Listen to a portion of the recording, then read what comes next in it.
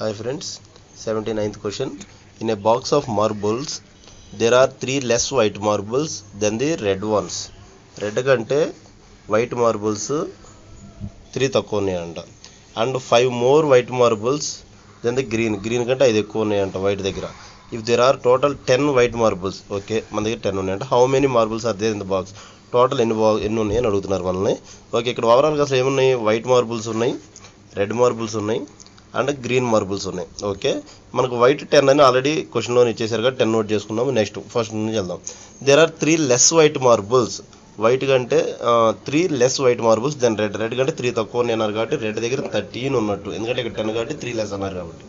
Next 5 more white marbles then green. Green దగ్గర ఉన్నదానికంటే 5 ఎక్కువ వైట్ దగ్గర ఉన్నాయి, అంటే గ్రీన్ దగ్గర 5 ఉన్నట్టు అనమాట. Okay, if there are total of 10 marbles right. Question ఇచ్చిన నోట్ చేసుకున్నా. How many marbles are there? 10, 13, 23 + 5 28. ఓవరాల్గా 28 మార్బుల్స్ ఉన్నట్లు. ఓకే.